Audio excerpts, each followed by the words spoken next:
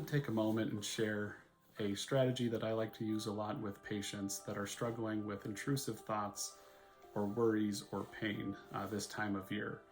And if you're like most people during the holiday season, this is an amped up time of stress and worry, and you throw in the COVID pandemic and it can make this time of year really unbearable. And the analogy that I use with people is that if you think about your anxiety or your pain or that worry, like a big monster on the other side of like this giant cliff, and you are on the other side and you're holding a rope and you're playing tug of war with this monster, and you're digging your feet in and you're fighting and you're like, I have to work really hard because if I fall into that pit, it's just a pit of despair and I'm going to tumble down and I don't know what's at the bottom or if there's a bottom, and I can't be in free fall. So our solution is often to like fight harder, and I got to put all my energy into pulling that rope and fighting this thing. And once I can overcome and make this anxiety go away, then and only then can I live a life that matters, or can I reach out to other people, or will I have the margin to do things that I really want to do. But instead right now, all I can do for the best of me is just continue that fight.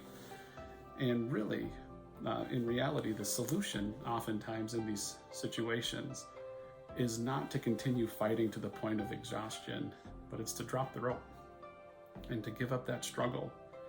And in doing that, we're allowing those emotions to be there.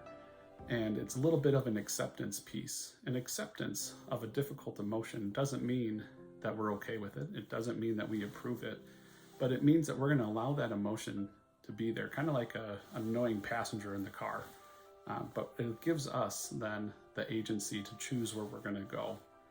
And when we drop that rope, we don't have to live by the rules that our brain creates around pain and anxiety of, once that's gone, then I can do what I want. It's no, I can live a life that matters in spite of that pain or in spite of that worry. And those pain will come and go. Unfortunately, with anxiety and worries and things like that, is that if you don't want them, you have them. If I told you don't think about a red car, you're going to think about a red car. Our anxiety is the same way. If we are constantly struggling and like, I can't feel this way and I have to pull and make sure that I don't worry, we're strengthening that worry, and we're putting all of that energy there that we're missing and out on things, and we can't be present with those around us.